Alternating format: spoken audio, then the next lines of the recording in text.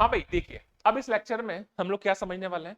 इस लेक्चर में समझने वाले हैं कि सर्किट की किसी ब्रांच में अगर हमारे पास रेजिस्टेंस भी है और कैपेसिटर भी है, दोनों है, रेजिस्टेंस है, कैपेसिटर है, बैटरी है, तो पोटेंशियल की इक्वेशंस कैसे लिखेंगे और एक आरसी सर्किट को कैसे सॉल्व करने वाले हैं, एक आरसी सर्किट को हम लोग कैसे सॉल्व करने वाले हैं वो समझते हैं। ठीक है बेटा, तो देखिए एक बेसिक सा ब्रांच दिया हुआ है, सपोज ध्यान दीजिएगा बच्चा लोग, ये एक किसी सर्किट का बेसिक ब्रांच है, एक रेजिस्टेंस है आर, ये कैपेसिटर है, एक बैटरी है, इस टाइप से बीच में कोई ब्रांच है, ये पॉइंट ए है, ये पॉइंट बी है, रेजिस्टेंस का वैल्यू आर है, कैपेसिटेंस का वैल्यू सी है, बैटरी का जो पोटेंशियल है वो वी है। ठीक है मेरे लाल, ठीक है। एक जनरल टाइम, किसी जनरल टाइम का मैं बात कर रहा हूं, जनरल टाइम पर यहां पर करंट फ्लो हो रही है आई और इसमें चार्ज आ चुका है क्यू, ये वाली प्लेट पॉजिटिव है और ये वाली प्लेट नेगेटिव है। अगर क्यू का वैल्यू चेंज होगा सवालों में तो मतलब अपोजिट चार्जिंग था, वो समझ में आता है मेरे को। ठीक है, तो यार हम लोग को पता है रेजिस्टेंस का, तो मेरे को पता ही है, जहां पोटेंशियल गिरेगा वहां माइनस लेते हैं, जब पोटेंशियल अप होगा वहां पे प्लस लेते हैं, ये हम लोग को पता है। करंट आगे जा रहा है, करंट की डायरेक्शन में रेजिस्टेंस क्रॉस करते तो पोटेंशियल ड्रॉप होता है, तो वहां पे हम लोग क्या लेते हैं, नेगेटिव। ए पॉइंट से चले हम लोग, ए पॉइंट से चले, ए पॉइंट से हम लोग चले तो क्या लिखा मैंने, वी ए। ठीक है बेटा, एक जनरल टाइम टी पर करंट फ्लो हो रही है आई, जनरल टाइम टी का बात कर रहा हूं मैं क्योंकि आरसी सर्किट में भी बात करूंगा मैं। ठीक है मेरे लाल, ठीक है, ठीक है। We A minus I are, ये कॉन्सेप्ट सिखा रहा हूं, पोटेंशियल की इक्वेशन लिखाना जहां पे आर और सी दोनों हो। ठीक है, तो V A minus I R, इसके क्रॉस पोटेंशियल डिफरेंस कितना होता है, Q is equal to C V, तो V is equal to what, Q by C. मैंने बोला चार्ज आ गया क्यू, कैपेसिटेंस है सी, पॉजिटिव से नेगेटिव जा रहा हूं तो कितना हो जाएगा, माइनस ऑफ क्यू बाय सी। क्या बात समझ में आ गई क्या? ठीक है, सेल में छोटे डंडे से बड़ा डंडा प्लस वी, और कहां पहुंच गया मेरे लाल, बी तक। तो आई होप आपको ये लाइन लिखनी आ गई होगी। ये करंट में भी मैंने समझाया था, वहां पे ये सी वाला पार्ट नहीं था, बाकी तो सेम ही है। ठीक है, अगर करंट इधर जा रहा है तो मैं प्लस इधर लेता हूँ, माइनस उधर लेता हूँ, माइनस क्यू बाय सी लिखूंगा। अपोजिट होगा उसके अकॉर्डिंग चार्जिंग का बात कर लूंगा, वो देखेंगे, सॉल्व टू सॉल्व वेरी करेंगी चीजें। बात समझ में आया? अब हम लोग समझते हैं RC circuit, charging and discharging. ठीक है, जल्दी लिखिए इसे एक बार। चलिए अगले पार्ट पे चलते हैं, RC circuit, charging and discharging. RC circuit, charging and discharging. देखिए क्या सिनेरियो है, ध्यान से समझिएगा सिनेरियो। आपके पास एक कैपेसिटर है, आपके पास क्या है, कैपेसिटर है, T is equal to zero पर टोटली डिस्चार्ज, यानी उसमें चार्ज कितना है, जीरो। ठीक है, एक बैटरी है जिसका पोटेंशियल मैंने वी बोला है, एक की है और एक रेजिस्टेंस है आर है। ये सर्किट आपको दिख रहा है यहाँ पे, आगे बात समझ में? यानी मैंने क्या बोला, मैंने बोला at T is equal to zero charge on capacitor is what, zero. T is equal to zero पर कैपेसिटर पे चार्ज कितना है, zero. T is equal to zero पर कैपेसिटर पे चार्ज कितना है, जीरो। ठीक है, ठीक है, बहुत अच्छी बात। मैंने बोला एट जनरल टाइम टी, मैंने क्या बोला, at general time T. T time पर क्या हुआ है, मैंने बोला टी टाइम पर यहां पर करंट फ्लो हो रही है आई और इस पे चार्ज आ चुका है क्यू। आगे बात समझ में? यानी ऑब्वियस सी बात है, मैंने की को ऑन कर दिया है, T is equal to zero पर मैंने की को ऑन किया है, तो T is equal to zero पर करंट नहीं थी, ऑन किया, करंट स्टैब्लिश होना स्टार्ट हुई। एक जनरल टाइम टी पर रेजिस्टेंस से करंट फ्लो हो रही है, बैटरी से जो करंट निकल रही है वो आई निकल रही है, और कैपेसिटर कितना चार्ज हो चुका है, क्यू। आगे क्या बात समझ में? तो टी टाइम पर चार्ज ऑन कैपेसिटर क्या हो गया, at at T time charge on capacitor is what, Q. T time पे जो चार्ज है कैपेसिटर पे कितना आ चुका है, क्यू। बात समझ में आ गया? इतना बात समझ में आ गया है, ठीक है। अब देखो इस कंडीशन में मैं यहां पर अपना वो लगा लेता हूं, क्या लगाऊं, पोटेंशियल के लिए बात कर लेता हूं। जब पोटेंशियल के लिए बात कर रहा हूं तो क्या होगा, ध्यान समझ लेना। ठीक है, मैं यहां पे केवीएल लगा देता हूं सपोज। जब मैं यहां पे केवीएल लगा रहा हूं तो ध्यान दीजिए, समझिएगा ध्यान से, केवीएल लिखता हूं इसके लिए। सपोज इस पॉइंट से चलना स्टार्ट किया, लिखा मैंने वी एक्स, आगे गया आई आर माइनस आई आर, पूरा लिख लो, कैसे भी लिख लो यार, ये लिख लो, इस पॉइंट को मैंने बोल दिया एक्स, तो क्या लिखा मैंने, वी एक्स, आगे गया minus I R minus Q by C, positive से नेगेटिव अभी लिखना सिखाया, आगे आया प्लस v, और कहां पहुंच गया वापस तो x पर, तो वी एक्स। आगे के बाद समझ में, क्या कोई दिक्कत नहीं, ठीक है। तो यहां से क्या हो गया, ध्यान समझिए, ये हो गया v is equal to I R plus Q by C, या थोड़ा और अरेंज कर लूं इसे, इसको मैं क्या लिख सकता हूं, v minus I R is equal to Q by C, ऐसा लिख देता हूं, देखता हूं अभी। तो v is equal to I को क्या लिख सकता हूं मैं, D Q by D T into R plus Q by C, इसको इधर लेके आ जाता हूं, गलती ले गया था उधर, गलती सुधारता हूं, तो v minus Q by C is equal to D Q by D T multiplied by R. आगे के बाद समझ में, थोड़ा सा और अरेंज कर लेता हूं इसे, dt को इधर ले आता हूं, r को नीचे लेके जाता हूं, तो ये हो गया 1 upon R into D T is equal to 1 upon v minus Q by C into D Q, लिख सकता हूं, अरे डी क्यू को ये रहने दिया, one V minus Q by C को नीचे लेके चला गया, और डी टी को इधर ले गया, और 1 बाय आर को इधर ले गया। आगे बात समझ में, ठीक है, इतना काम मेरा हो गया। अगर इतना काम मेरा हो गया है तो बहुत कुछ तो हो गया है, तो ध्यान से समझिए। हाँ, तो ये है 1 by R into D T, वापस लिख देता हूं एक बार, 1 by R into D T is equal to 1 upon v minus Q by C into D Q, दो तरफ इंटीग्रेट कर दो, तो इधर भी इंटीग्रेट किया और इधर भी इंटीग्रेट किया। यहाँ पे dt है, यहाँ पे टाइम की लिमिट्स लगेंगे, यहाँ पे चार्ज है q है उसकी यूनिट लगेंगे, है बेटा, हाँ vx का टाइम, ठीक है। टाइम, इनिशियल टाइम कितना था, 0, इधर इनिशियल टाइम पे चार्ज कितना था, 0, पक्की बात है। मैंने बोला जनरल टाइम कितना हो गया, t, और जनरल टाइम पे चार्ज हो गया q, बात समझ में आ गई क्या, ये t इज इक्वल टू 0 पर charge is equal to 0, t is equal to t पर charge is equal to q, क्या बात समझ में आई मेरी, बहुत अच्छी बात। तो यहाँ पे ये हो गया 1 अपॉन r, dt का इंटीग्रेशन कितना हो जाएगा बच्चा लोग, t, limits are 0 to t, ठीक है, is equal to 1 upon x का इंटीग्रेशन कितना होता है, ln x, 1 अपॉन x का इंटीग्रेशन कितना होता है, ln x, ये है x, तो इसका इंटीग्रेशन हो जाएगा ln x, यानी v minus Q by C, limits are 0 to q, divided by q का कोएफिशिएंट कितना है, -1 अपॉन सी, तो मेरे को डिवाइड करना पड़ेगा, तो ये हो गया -1 अपॉन सी। आगे क्या बात समझ में, बहुत ही अच्छी बात, ठीक है, समझ में आ गया। तो ये -1 अपॉन सी इधर चला गया, तो ये हो जाएगा -1 अपॉन इंटू टी, माइनस, सही है क्या, कैलकुलेशन मिस्टेक तो नहीं कर दिया भाई मैंने, तो -1 by are C multiplied by T is equal to upper limit minus lower limit, यानी ln v minus Q by C minus ln, क्योंकि जगह 0 डाल दे तो कितना हो जाएगा भाई, v, समझ में आया। तो यहां से बलराम रुक,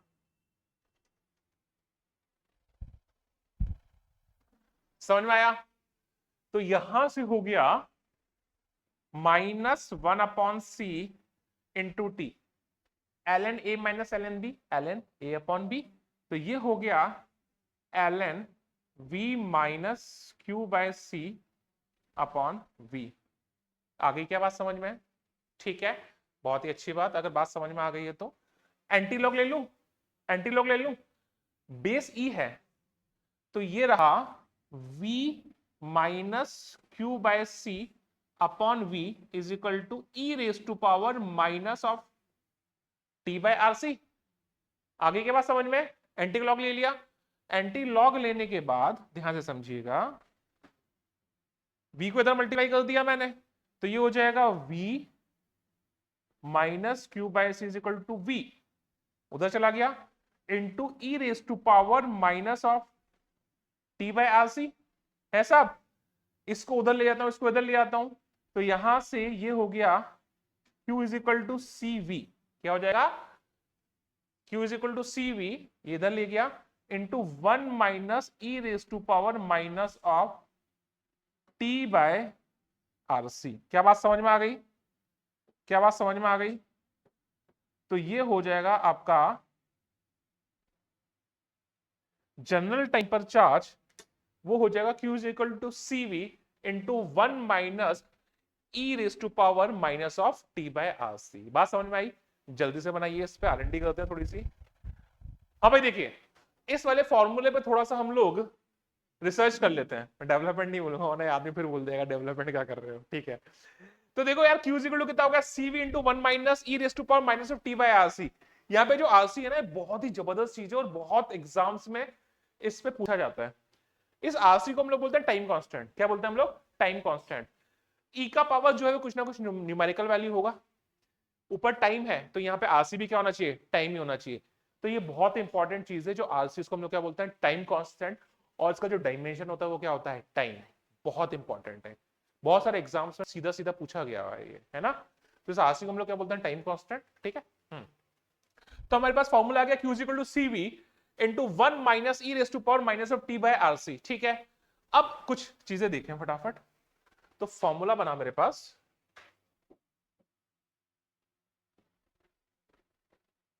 Q is equal to CV into 1 minus e raised to power minus of t by RC, मेरा फॉर्मूला बन गया, ठीक है।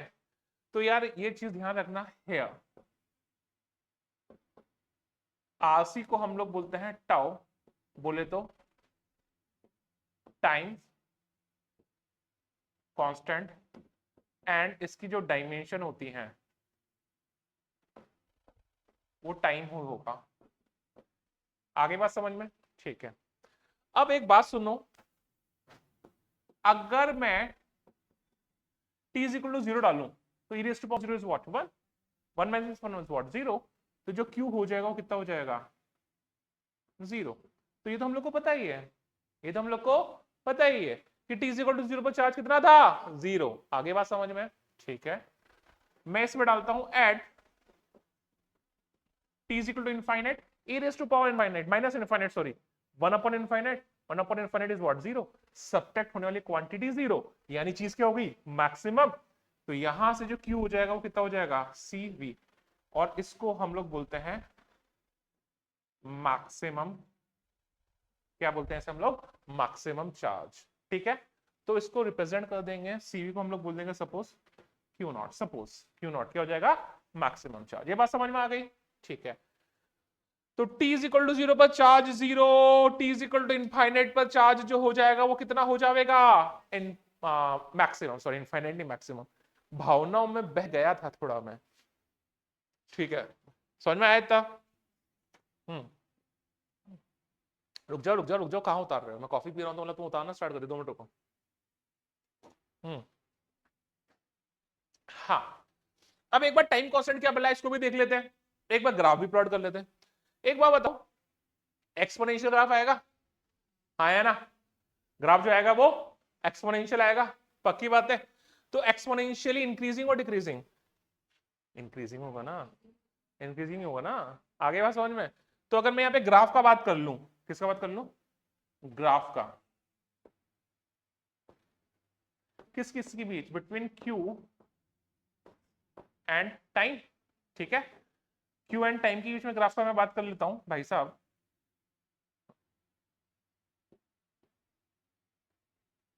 तो इस एक्सिस पे मैं ले रहा हूं Q, इस एक्सिस पे मैं ले रहा हूं T, इस टाइप से ग्राफ बनेगा, पक्की बात है। और अल्लाह ये क्या हो गया? हाँ, आगे जाके पैरेलल हो जाएगा। हाँ, आगे जाके पैरेलल हो जाएगा। यहाँ पे ये जो वैल्यू हो जाएगी वो हो जाएगी मैक्सिमम चार्ज Q0, क्योंकि इनफाइनाइट पे जाकर Q0 को टच करेगा। आगे बात समझ में? तो इस टाइप का ग्राफ बनेगा। टाइम कांस्टेंट पे भी चर्चा कर लेते हैं। किस पे चर्चा कर लें? Time constant. तो टाइम कांस्टेंट पे अगर हम लोग चर्चा कर रहे हैं, टाइम कांस्टेंट, टाइम कांस्टेंट पे चर्चा करते हैं। टाइम कांस्टेंट क्या था आरसी? तो देखो, अगर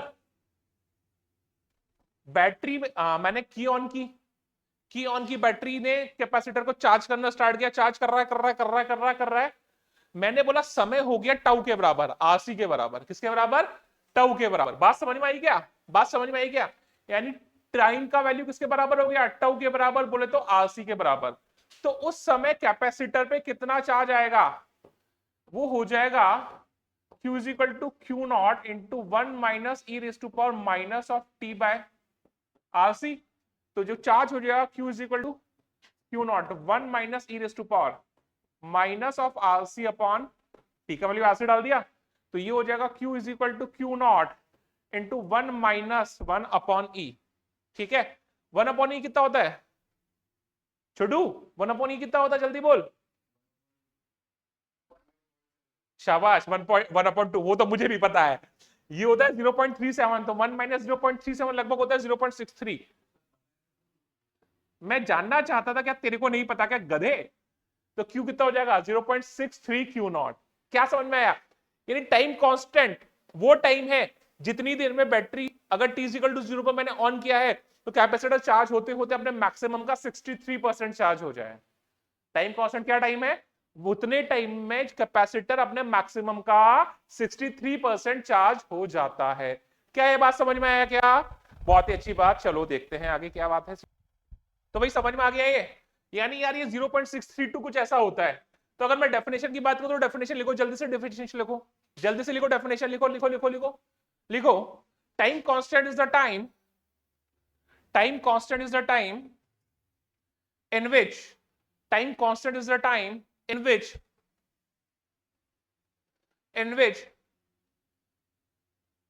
63.2% charging is over। Time constant is the time in which 63.2% charging is over,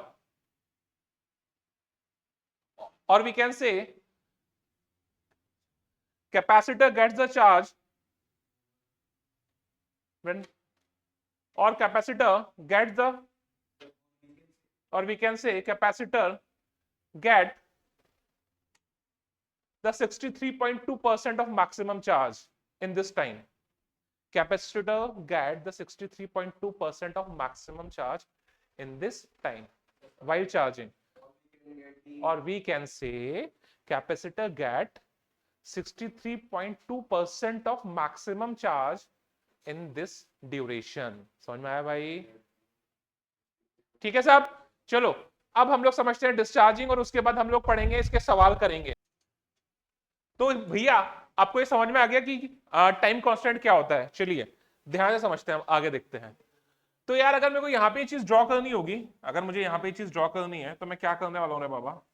obvious सी बात है कि यहां पे कहीं पे 0.60 क्यू नॉट होगा, और वहां पर जो टाइम होगा वो आपका, वहां पे जो टाइम होगा वो आपका t is equal to tau हो जाएगा। तो यहां पर जो हो जाएगा वो हो जाएगा 0.63 क्यू नॉट। तो यहां पर जो टाइम हो जाएगा t, वो किसके बराबर हो जाएगा? टाउ के बराबर। आगे बात समझ में? ठीक है, अब समझते हैं आगे, ध्यान दीजिएगा। तो ये तो आपके पास चार्ज आ गया। क्या आ गया आपके पास? ये चार्ज आ गया आपके पास कैपेसिटर पे एक जनरल टाइम टी पर। क्या आ गया है? कैपेसिटर पे एक जनरल टाइम टी पर चार्ज आ गया है। ठीक है, अब अगर मैं बात करूं करंट का, चार्जिंग करंट, किसकी बात कर रहा हूं? चार्जिंग करंट की। तो ध्यान से समझिए,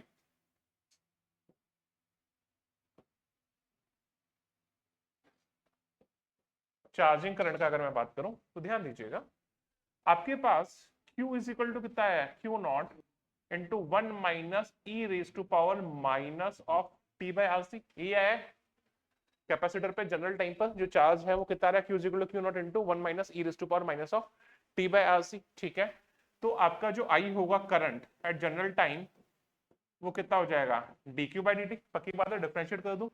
क्यों रो रही है? पक्का ना? ठीक है, एग्जाम की डेट शीट आ गई इसलिए। तेरी थोड़ी यही है, अच्छा तो रो भी नहीं रही है। अच्छा छोड़ दूं क्या, जल्दी क्लास छोड़ दूंगा डेट शीट आगने के गम में? अरे तू तो क्यू नॉट कांस्टेंट बाहर, 1 का डिफरेंशिएशन हो गया 0 minus E raise to power minus of T by are C का differentiation as it is multiplied by minus of 1 by R C. आगे बात समझ में? तो यहाँ पे ये हो गया माइनस माइनस प्लस हो गया, तो I is equal to Q not by R C into E raise to power minus of T by R C. आगे के बाद समझ में? तो यहाँ पे जो करंट आ गया है, करंट का वैल्यू जो आ गया है वो आ गया है I is equal to Q not upon R C E raise to power minus of T by R C. ठीक है, तो एक फॉर्मूला तो हमारा ये बन गया करंट का, है ना? एक फॉर्मूला तो हमारा करंट का ये बन गया। अब यहाँ पे बहुत इंपॉर्टेंट आपके ना स्टेडी स्टेट के सवाल आएंगे, ध्यान समझना। किसके सवाल आएंगे? स्टेडी स्टेट के सवाल आएंगे, वो यहां से करने कैसे करने वो समझते हैं ध्यान से। देखो t इज इक्वल टू 0 डालो, t इज इक्वल टू 0 डालो, e raise to power 0 is what 1, i is equal to Q not by are c. यार ये वाला जो ग्राफ है ये एक्सपोनेंशियली डिक्रीजिंग होगा, ये वाला जो ग्राफ है ये एक्सपोनेंशियली डिक्रीजिंग होगा, हाँ या ना बोले यार? t इज इक्वल टू 0 पर करंट जो होगा वो कितना होगा q not by are c, वो बोलूंगा मैं मैक्सिमम करंट। और जैसे जैसे टाइम बढ़ता जाएगा वैसे वैसे करंट इंक्रीज होता होता होता कब जीरो हो जाएगा? इनफाइनाइट पर जीरो होगा। तो दो केस की हम लोग बात करेंगे मेंस लेवल के क्वेश्चंस के लिए, एक t इज इक्वल टू 0 की बात करेंगे और एक t is equal to infinite की बात करेंगे। यहाँ पे हम लोग बोलते हैं हेयर हेयर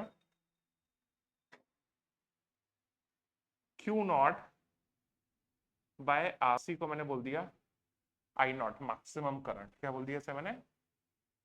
मैक्सिमम करंट।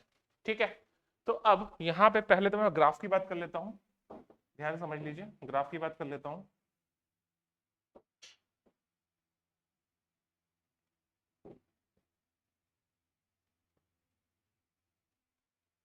इस एक्सिस पे मैं ले रहा हूं आई और इस एक्सिस पे मैं ले रहा हूं टी। एक एक्सिस पे मैंने ले लिया आई, दूसरे एक्सिस पे ले लिया मैंने टी। तो जो ग्राफ बनने वाला है वो ऑब्वियसली बात है एक्सपोनेंशियली डिक्रीजिंग। ठीक है, यहाँ पे जो करंट हो जाएगा वो हो जाएगा I not T is equal to 0 पर, और इनफाइनाइट पे जो करंट हो जाएगा वो कितना हो जाएगा? 0। बात समझ में आ गई क्या? कोई दिक्कत वाला बात नहीं है। इसके दोनों केसेस समझ लेते हैं, फिर हम लोग बात करेंगे डिस्चार्जिंग की। ठीक है, तो भाई साहब ये आपका आ गया करंट वर्सेस टाइम, और ये वाली जो करंट थी वो चार्जिंग करंट थी। ठीक है, अब समझते हैं ध्यान से, आगे ध्यान दीजिएगा। अब हमारे पास जो करंट का इक्वेशन आया है वो आया है I is equal to I not into E raise to power minus of T by are C. चलो इस पे थोड़ा सा हम लोग चर्चा कर लेते हैं। क्या करते हैं? इस पे थोड़ी सी हम लोग चर्चा करते हैं, ध्यान से समझना। अगर मैं बोलूं एट, क्या बोल रहा हूं मैं? At T is equal to 0, at T is equal to 0, t is equal to 0 डालो, तो जो आई है वो कितना है?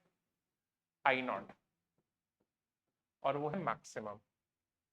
यानी capacitor t is equal to 0 पर बहुत ही इजीली करंट को फ्लो होने देता है। आगे बात समझ में? यानी वो ऐसे बिहेव करता है जैसे वो करंट को रोक ही नहीं रहा है, और उसका रेजिस्टेंस कितना है? 0। आगे बात समझ में? ठीक है, अगर मैं बात करूं at T is equal to infinite डालो यहाँ पे, तो जो आई हो जाएगा वो हो जाएगा E raise to power minus infinity, यानी 1 अपॉन इन्फिनिटी बोले तो 0, यानी करंट जो हो जाएगी उससे क्या हो जाएगी? 0। ये इंपॉर्टेंट है और इसके सवाल बनते हैं मेंस लेवल पे, स्टडी स्टेट के मेंस और नीट लेवल पे इसके सवाल बनते हैं। यानी t is equal to infinity पे कैपेसिटर से कितना करंट फ्लो होता है? 0। यानी कैपेसिटर ऐसे बिहेव करता है जैसे उसका रेजिस्टेंस कितना है? इनफाइनाइट, वो करंट को पास होने ही नहीं देता। बात समझ में आ गई क्या ये?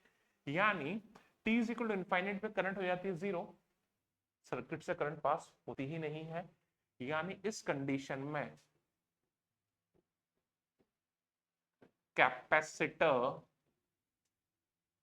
behaves as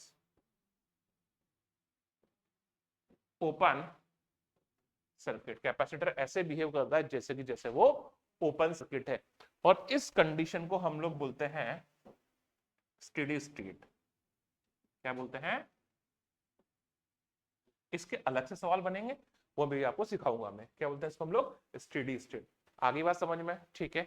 और यहाँ पे t इज इक्वल टू 0 पर ऐसे बिहेव करता है जैसे, कैसे बिहेव कर रहा है, जैसे क्लोज्ड सर्किट। यहाँ पे कैसे बिहेव कर रहा है, क्लोज्ड सर्किट। आगे बात समझ में, जल्दी से बनाइए इसे फटाफट। डिस्चार्जिंग समझते हैं फिर सवाल करेंगे, ठीक है। हाँ भाई देखिए, ध्यान दीजिए, दोनों माउस एक जैसा है ना एक्चुअली। हाँ देखिए, अगला हम कॉन्सेप्ट समझने वाले हैं, discharging of capacitor in RC circuit. क्या समझ रहे हैं, discharging of capacitor in RC circuit. देखिए अभी क्या, बस क्या हमने बैटरी हटा दी, बैटरी है नहीं, पिछला जैसा सर्किट है। एक charge off fully sorry capacitor off fully charge है, एक रेजिस्टेंस का कनेक्ट किया, की लगाया, सर्किट कंप्लीट किया, फुल्ली चार्ज है। अभी क्या होगा, मैंने की को ऑन किया, क्या कर दिया, की को मैंने ऑन कर दिया, की को मैंने कर दिया ऑन। जब मैं की को ऑन करूंगा तो कैपेसिटर डिस्चार्ज होने लगेगा। वही केवीएल वाली इक्वेशन हम लोग बना लेंगे जैसे पिछले अभी थोड़ी देर पहले बनाई है हम लोगों ने, वही इंटीग्रेट करेंगे। मैं वो सब नहीं कर रहा, मैं बस क्या बैटरी नहीं होगी इस बार, है ना। तो जो हमारा फाइनल रिजल्ट है वो लिख रहा हूं मैं, ध्यान रखिएगा इस चीज को। तो चार्ज एट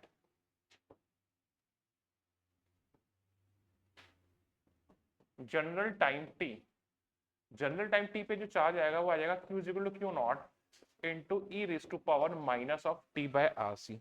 जनरल टाइम पे जो चार्ज आ जाएगा वो कितना आ जाएगा, Q is equal to Q not into E raise to power minus of T by are c. ध्यान रखिएगा ऐसे, ये आ जाएगा आपका जनरल टाइम पर चार्ज, ठीक है। निकाल सकते हैं, निकालने की जरूरत है नहीं, ठीक है। आगे बात समझ में, वापस वही आरसी जो टाइम कांस्टेंट हो गया, आरसी जो है वापस से वो वही टाइम कांस्टेंट हो गया। जब आरसी टाइम कांस्टेंट हो गया तो यहाँ पे जो कर्व बनेगा वो एक्सपोनेंशियली डिक्रीजिंग बनेगा। जो कर्व बनेगा वापस से एक्सपोनेंशियली डिक्रीजिंग कर्व बनेगा। तो उस एक्सपोनेंशियल डिक्रीजिंग कर्व को भी समझ लेते हैं एक बार फटाफट से, जल्दी से। इस एक्सिस पे मैं ले रहा हूं Q, इस एक्सिस पे मैं ले रहा हूं T, तो एक्सपोनेंशियली डिक्रीजिंग कर्व बनने वाला है, पक्की बात है। T इज इक्वल टू 0 पर जो चार्ज होगा वो कितना हो जाएगा भैया मेरे, Q naught. T is equal to 0 पर जो चार्ज हो जाएगा वो कितना हो जाएगा, Q नॉट।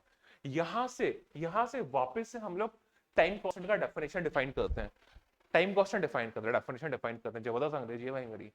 हाँ, यहां से हम लोग वापस से टाइम कांस्टेंट डिफाइन करने वाले हैं, टाइम कांस्टेंट डिफाइन करते हैं। तो देखो अगर मैंने बोला, सुनना, आरसी क्या था, टाइम कांस्टेंट हुआ करता था, आरसी क्या होता था, टाइम कांस्टेंट होता था। तो देखो if t is equal to RC, time constant के बराबर हो गया समय। समझ रही है तू, नहीं तू नहीं पढ़ो, सॉरी तू, ठीक है। तो टी का वैल्यू मैंने आरसी डाल दिया, तो यहां से जो क्यू हो जाएगा वो हो जाएगा q naught into E raise to power minus of RC upon RC. तो यहां से जो वैल्यू हो जाएगी Q not upon E. 1/e की वैल्यू निकाली थी कल अपन ने, बताया था 1/e की वैल्यू कितनी थी, लगभग 0.37 के अराउंड थी, यही थी। तो यहां से जो Q हो जाएगा वो हो जाएगा 0.37 Q नॉट। ये हो जाएगा कि बच्चा लोग कितना हो जाएगा, 0.368 या 37 Q नॉट। यानी समझ में आया, यानी अगर T इज इक्वल टू 0 से कैपेसिटर की डिस्चार्जिंग स्टार्ट हुई तो टाइम कांस्टेंट वो टाइम है जितनी देर में कैपेसिटर पे चार्ज, मैक्सिमम चार्ज का 37% रह जाए अराउंड। अरे कितना हो गया, T इक्वल टू आरसी हो गया तो Q का वैल्यू कितना हो गया, 0.37 Q नॉट हो गया ना। यानी अब उसमें कितना चार्ज प्रेजेंट है, मैक्सिमम Q नॉट का 37%। तो चार्जिंग के टाइम पे तो 63% चार्ज हो जाना चाहिए, चार्जिंग के टाइम पे 63% चार्ज हो जाना चाहिए, और डिस्चार्जिंग के टाइम पे वो उस पे 37% चार्ज रह जाना चाहिए, ठीक है। जल्दी बनाओ इसे, डेफिनेशन लिखते हैं। हाँ भाई डेफिनेशन लिखिए, फटाफट लिखिए। Time constant can be defined, time constant can be defined as the time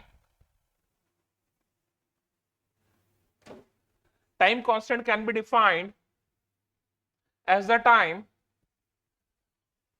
when charge reduces to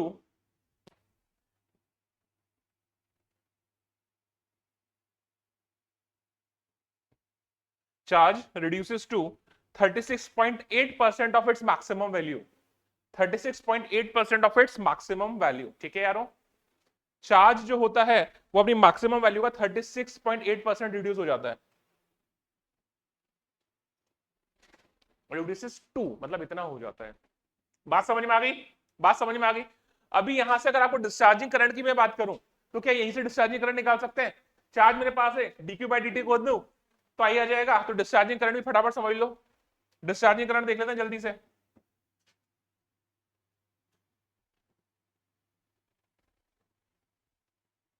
फिर सवाल करते हैं इसके, डिस्चार्जिंग करंट। तो यहां से जो आई हो जाएगा वो हो जाएगा dq बाई dt, तो ये हो जाएगा I is equal to e raise to power minus of T by are c, तो ये हो जाएगा minus of q not by R C into E raise to power minus of T by R C. आगे क्या बात समझ में? क्या मेरी बात समझ में आ रही है? आई को यहाँ पे लेंगे minus D Q by D T, यानी करंट रिड्यूस हो रही है, डिक्रीज हो रही है, इसलिए प्लस हो जाएगा। तो यहां से एक तरह से आई इज इक्वल टू कितना हो जाएगा, I not into E raise to power minus of T by are C. क्या बात समझ में आ गई? ठीक है, तो भाई साहब यहां से मुझे क्या समझ में आ गया?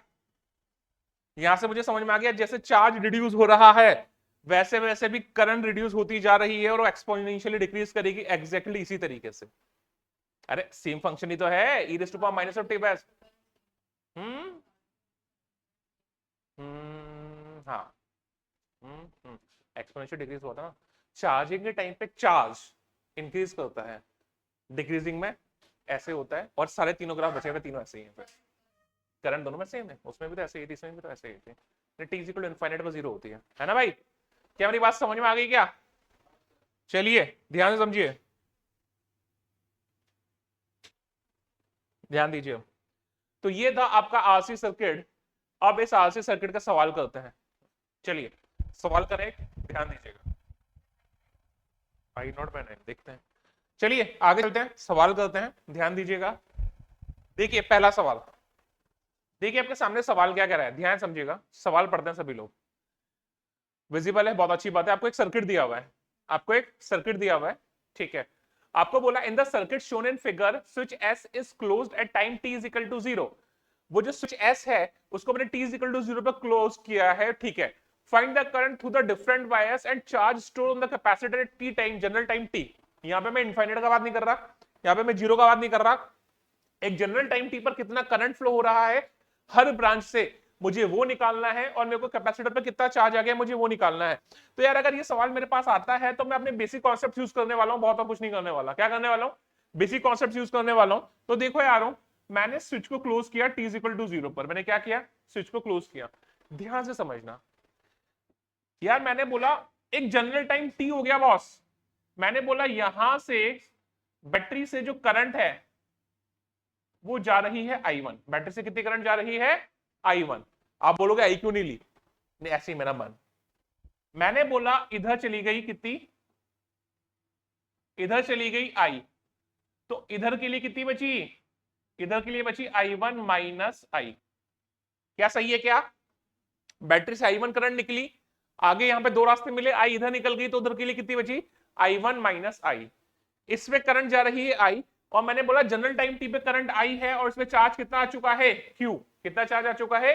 Q। कुछ नहीं करना, जो अपन करते हैं वही करने वाले हैं, जो अपन करते हैं वही करने वाले हैं। ये मुझे पता है कि जो I है, इस ब्रांच का करंट I है, तो जो I होगा उसे मैं dq बाई dt लिख सकता हूं। जिस ब्रांच में कैपेसिटर है उसमें चार्ज Q है, टाइम के साथ वेरी कर रहा है, उस ब्रांच में करंट I है, तो उसको मैं dq बाई dt लिख सकता हूं। मैं इतना करने वाला हूं। क्या मेरी बात समझ में आई क्या? चलिए तो देखिए मैं केवीएल लगा रहा हूं यहां पे। क्या कर रहा हूं? केवीएल लगा देता हूं। तो ध्यान दीजिए, एक बार इस अंदर वाले लूप पे लगा देता हूं और एक बार बाहर वाले लूप पे लगा देता हूं।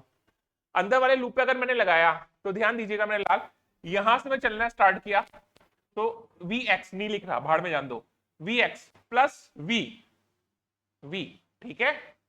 आगे गया, कितना होगा? माइनस ऑफ 6I1R, हाँ या ना बोले यार। नीचे आया माइनस ऑफ IR, इसको पास किया, minus of Q by C is equal to V X. V X cancel ही हो गया 0। क्या मेरी बात समझ में आ गई क्या? क्या मेरी बात समझ में आ गई? बहुत ही अच्छी बात। अभी यहाँ पे मैं आई को तो dq बाई dt लिख दूंगा, बट ये i1 मेरे को प्रॉब्लम करेगा। इस i1 को इल्यूमिनेट करता हूँ। क्या करूं? इस i1 को इल्यूमिनेट करूं। इसको मैंने बोल दिया इक्वेशन 1। क्या बोल दिया बेटा? इक्वेशन 1।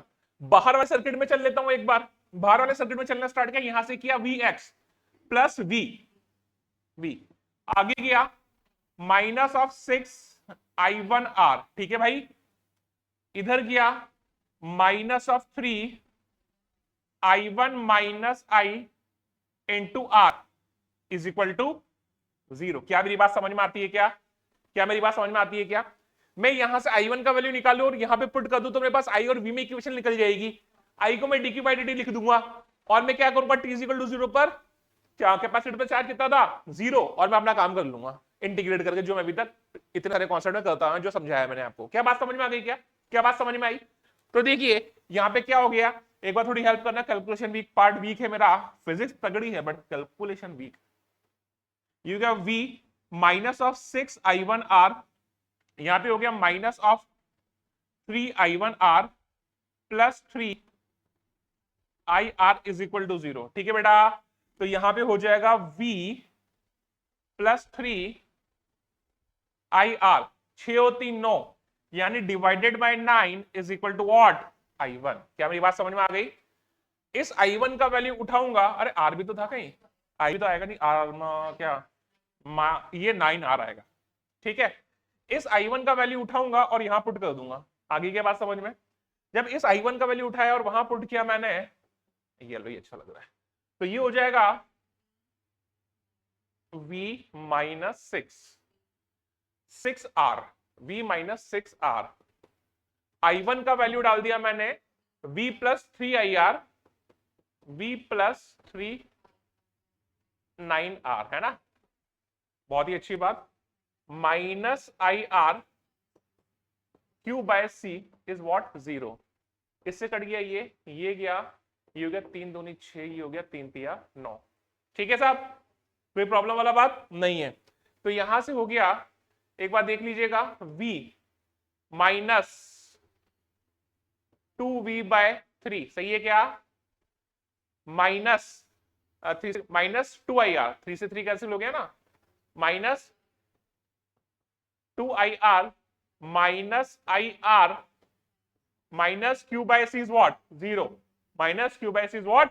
0। बहुत ही अच्छी बात, समझ में आ गया इतना? तो यहां से v माइनस 2v बाय 3 कितना हो गया? 3v माइनस 2v कितना हो गया? v। तो ये हो जाएगा v बाय, बहुत ही अच्छी बात, minus 3ir minus q by c is what? 0। क्या मेरी बात समझ में आ गई? क्या बहुत ही अच्छी बात है यहां से। तो ये हो गया v बाय 3 माइनस ऑफ 3 हाँ माइनस ऑफ 3r, i को मैं लिखूंगा क्या? dq by dt by c is what? 0। कोई प्रॉब्लम वाली बात नहीं है। तो यहां से ये हो जाएगा v by 3 minus of q by c is equal to 3r dq by dt। कोई प्रॉब्लम नहीं है? ठीक है, थोड़ा इधर उधर अरेंजमेंट करता हूं इसका, तो ये हो जाएगा 1 by 3r into D T is equal to 1 upon v by 3 minus Q by C into D q. क्या बात समझ में आ गई? जब जस्ट अरेंजमेंट किया है,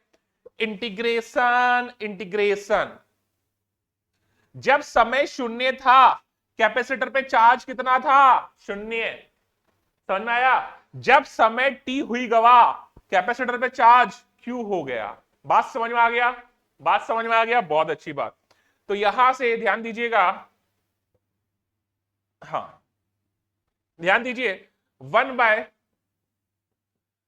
3r कॉन्स्टेंट बाहर आया, dt का इंटीग्रेशन t माइनस 0, तो ये हो गया t is equal to 1 upon x ln x या log x बेस e।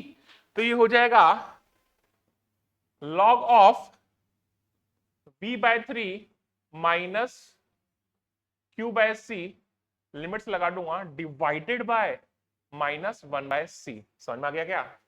क्योंकि Q का कोएफिशिएंट कितना है -1/, से इंटीग्रेशन में डिवाइड करना पड़ेगा। तो और लिमिट्स क्या लग गई इसकी, लिमिट्स लग गई 0 to Q। ठीक है भैया, तो ये हो जाएगा -T/3RC, अपर लिमिट माइनस लोअर लिमिट, तो ये हो गया log of V/3 minus Q/C minus log of V/3। समझ में आ गया, यानी ये हो जाएगा divided of log A minus log B, log of A upon B। ठीक है, तो एक तो V/3 माइनस Q/C, एक बार जीरो डाल दो, पक्की बात है, पक्की बात है। तो यहां से minus of T/3RC is equal to log of base E है भाई साहब, ये ध्यान रखना बेस E है। ठीक है, ये हो जाएगा V/3 कितना हो जाएगा 1 माइनस, ये कितना हो जाएगा भाई साहब मेरे 3Q/CV, कितना हो जाएगा प्लीज देख लेना, कोई प्रॉब्लम वाली बात नहीं है। तो यहां से एंटी लॉग उठा लूं, एंटी लॉग ले लूं, तो यहां से ध्यान दीजिएगा 1 minus 3Q/CV is equal to E raise to power minus of T/3RC। आगे बात समझ में, तो यहां से 1 minus E raise to power minus of T/3RC is equal to 3Q/CV। बात समझ में आ गई, कैलकुलेशन चेक कर रहे हो ना।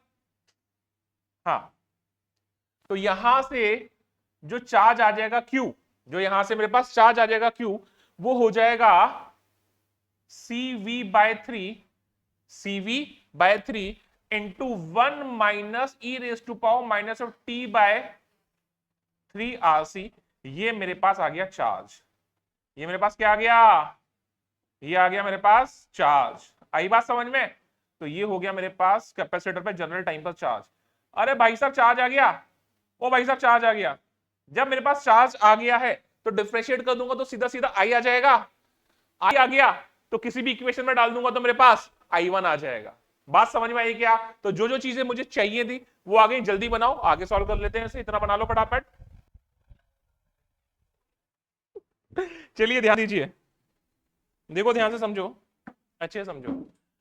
तो मेरे पास ये कैपेसिटर पे जनरल टाइम पे चार्ज आ गया। ठीक है, अब मैं करंट्स निकाल लेता हूं, फटाफट करंट्स की बात कर लेता हूं, ध्यान दीजिए, वापस यहीं पे चल लेते हैं। तो Q आ गया है, अगर मैं dQ/dt करूंगा तो ये वाला I आ जाएगा, dQ/dt करूंगा तो ये वाला I आ जाएगा। तो यहां से जो I हो जाएगा वो हो जाएगा भाई साहब dQ/dt, तो यहां से जो I हो जाएगा वो हो जाएगा CV/3, डिफरेंशिएट कर रहा हूं, 1 का differentiation 0 minus E raise to power minus of T/3RC multiplied by 1 by negative के साथ 3RC, चेन रूल। आगे बात समझ में, ठीक है। तो ये माइनस और ये माइनस पॉजिटिव हो गया, तो जो I हो जाएगा वो कितना हो जाएगा बेटा, C से C कट गया तो V/9R क्या हो गया बेटा, एक बार देखो, देख लो यहाँ से C से C कट गया तो V/9R into E raise to power minus of T/3RC, ये आ गया मेरा I, ये I आ गया, I का वैल्यू मेरा डाल दो तो I1 आ जाएगा, I आ गया, I1 आ गया, I1 माइनस I आ जाएगा, कर लोगे, हो जाएगा। समझ में आया, इजी था। अब एक इजी सवाल पे चलते हैं जो स्टेडी स्टेट पे बेस्ड है। ठीक है, हाँ भाई देखिए, अगले सवाल पे चलते हैं। अगला प्रोफाइल क्या बनता है यहाँ पे, अगला प्रोफाइल है स्टेडी स्टेट वाला। देखिए आपके सामने एक सवाल है, सवाल क्या कह रहा है, for the circuit arrangement shown in figure in the steady state condition charge in the capacitor. यार ये इंपॉर्टेंट चीज बोल दी है भैया इन्होंने, ये स्टेडी स्टेट, ये सुनते ही सारी की सारी चीजें बदल जाती हैं। अभी चार्ज ऑन कैपेसिटर जो आया था, अभी चार्ज ऑन कैपेसिटर जो आया था वो टी टाइम पर था, अभी हम लोग को स्टेडी स्टेट में पूछा नहीं, T is equal to infinite पर, T is equal to infinite पर कैपेसिटर से करंट फ्लो होना बंद हो जाती है। तो यार सवाल खत्म हो गया भैया, देखो इधर देखो क्या हुआ, t is equal to infinite है, ध्यान देना, टी इज इक्वल टू क्या है इनफाइनाइट, यहां से करंट निकली आई है ना भाई साहब, इस ब्रांच में करंट जाएगी ही नहीं, करंट यहां से जाएगी और वापस सर्किट कंप्लीट होगा। तो यार यहां से करंट जा ही नहीं रही है, तो ये 6 और ये 2 सीरीज हो गए, तो जो करंट हो गई I इज इक्वल टू कितना हो जाएगा V आर इक्विवेलेंट वी कितना है 12, आर इक्विवेलेंट कितना हो जाएगा 6 + 2 बोले तो 8, यानी 12/8 कितना हो गया बेटा? हाँ हाँ 4 दिया 12, 4 दूनी 8, 3/2 एम्पियर। आगे क्या बात समझ में? तो करंट आ गई 3/2 एम्पियर, है ना? अब एक बात बताओ, सुनना सुनना, ये वाली ब्रांच और ये वाली ब्रांच पैरेलल है, जिसमें कैपेसिटर ये वाली ब्रांच और ये वाली ब्रांच पैरेलल है, पैरेलल में पोटेंशियल डिफरेंस सेम होता है, पैरेलल में पोटेंशियल डिफरेंस सेम होता है। यार इसको मैंने बोल दिया ए बी और इसको मैंने बोल दिया, तो ये मुझे पता है v c d is equal to v a b, v c d is equal to v a b, पहले मैं वी सी डी निकाल लेता हूं। तो एक बात बताओ, वी सी डी जो हो जाएगा वो कितना हो जाएगा आई इंटू आर, करंट कितनी गई 3/2, करंट कितनी गई, और उस ब्रांच का रेजिस्टेंस कितना है 6, यानी कितना हो गया 9 वोल्ट, यानी इस ब्रांच के अक्रॉस पोटेंशियल डिफरेंस 9 वोल्ट है, तो इसके अक्रॉस पोटेंशियल डिफरेंस कितना होगा 9 वोल्ट ही होगा, यानी वी ए बी जो है वो भी 9 वोल्ट ही होने वाला है। अगर एक रेजिस्टर है आर, उसके अंदर से करंट फ्लो हो रही है आई, तो पोटेंशियल डिफरेंस कितना आता है आई आर, बट अगर करंट ही फ्लो नहीं हो रही तो रेजिस्टेंस जो है पोटेंशियल खाएगा क्या? नहीं खाएगा, यानी इस वाली ब्रांच में ये वाला रेजिस्टेंस तो पोटेंशियल खाएगा ही नहीं, सारा का सारा पोटेंशियल कौन खा रहा है? ये वाला कैपेसिटर खा रहा होगा। कैपेसिटर के अक्रॉस पोटेंशियल डिफरेंस कितना आ गया 9 वोल्ट, तो उसमें जो चार्ज आ जाएगा भाई साहब, चार्ज आ जाएगा Q इक्वल टू कितना हो जाएगा C इंटू वी, सी कितना है 2 माइक्रो, 2 माइक्रो यानी 10⁻⁶, पोटेंशियल डिफरेंस कितना हो गया 9, यानी हो गया 18 माइक्रो कूलम। ये इतने इजी सवाल होते हैं स्टेडी स्टेट वाले, आया समझ में? तो यानी इसमें कॉन्सेप्ट क्या यूज करना है हम लोग को देखना है पैरेलल ब्रांच, जिस ब्रांच में कैपेसिटर लगा हुआ है वहां से करंट फ्लो नहीं हो रही है, पैरेलल ब्रांच देख लें जहां पे कैपेसिटर नहीं है, उसके अक्रॉस पोटेंशियल ड्रॉप निकाल ले, उसके अक्रॉस पैरेलल ब्रांच के अक्रॉस पोटेंशियल ड्रॉप सेम ही होने वाला है, और जो कैपेसिटर सारा का सारा पोटेंशियल खाई जाएगा। बात समझ में आया क्या? जल्दी बनाइए इसे, ये वाला सवाल समझ में आ गया? चलिए अगले सवाल पे चलते हैं। अगला सवाल क्या कह रहा है, ध्यान दीजिएगा। अगला सवाल कह रहा है इन the circuit shown in figure find the steady state charges on both the capacitors. वापस स्टेडी स्टेट का बात कर रही है, तो स्टेडी स्टेट में दोनों कैपेसिटर पे कितना चार्ज आएगा वो मेरे को पूछा है। तो यार एक बात बताओ, 0 स्टेडी स्टेट में क्या होता है, कैपेसिटर से करंट फ्लो होना बंद हो जाता है, पक्की बात है, ठीक है। यानी यहां से कोई करंट नहीं जाएगा, इस वाली ब्रांच से कोई करंट नहीं जाएगा, इस वाली ब्रांच से करंट नहीं जाएगा, यानी ऊपर का करंट ऊपर ही रहने वाला है, ये I1।